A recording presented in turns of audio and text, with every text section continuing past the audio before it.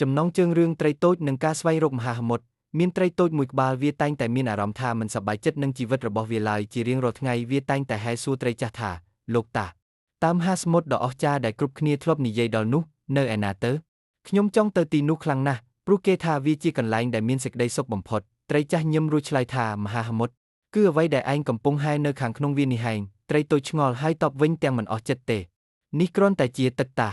អ្វីដែលខ្ញុំចង់រកគឺមហាសមុទ្រពិតប្រាកដឯណោះនិយាយរួចត្រីតូចក៏បន្តហែយ៉ាងលឿនទៅមុខទៀតដើម្បីស្វែងរកមហាសមុទ្រដែលវាស្រមៃវាហែឆ្លងកាត់ការថ្មដ៏ស្អាតឆ្លងកាត់ហ្វូងត្រីចម្រុះពណ៌ប៉ុន្តែវាមិនដែលឈប់មើលឬរីករាយនឹងអ្វីទាំងនោះឡើយព្រោះចិត្តរបស់វាជាប់រវល់តែគិតថាមហាសមុទ្រច្បាស់ជាស្អាតជាងនេះ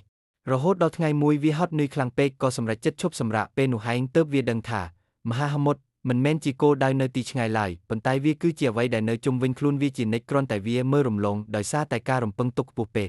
មេរៀននៃរឿងមនុស្សយើងជារឿយតែងតែចំណាយពេលពេញមួយជីវិតដើម្បីស្វែងរកសុភមង្គលនៅទីឆ្ងាយឬក្នុងក្តីស្រមៃនាពេលអនាគតរហូតភ្លេចមើលថាសុភមង្គលពិតប្រាកដគឺស្ថិតនៅបច្ចុប្បន្នភាពនិងជុំវិញខ្លួនយើងនេះឯង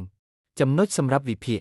ត្រីតូចតំណាងឲ្យមនុស្សដែលរស់នៅដោយការរំពឹងទុកនិងមិនចេះស្កប់ស្កល់មហាសមុទ្រជានិមិត្តរូបនៃសុភមង្គលដែលយើងគិតថាពិបាករកប៉ុន្តែការពិតវាស្ថិតនៅគ្រប់ទីកន្លែងទឹកតំណាងឲ្យជីវិតបច្ចុប្បន្នដែលយើងកំពុងរស់នៅប៉ុន្តែជារឿយយើងតែងតែមើលងាយវាការដឹងខ្លួន awareness តើការឈប់រត់ដេញតាមក្តីស្រមៃដែលមិនច្បាស់លាស់ហើយងាកមកឲ្យតម្លៃលើអ្វីដែលមានក្នុងដៃផ្ដល់ផលវិជ្ជមានអ្វីខ្លះ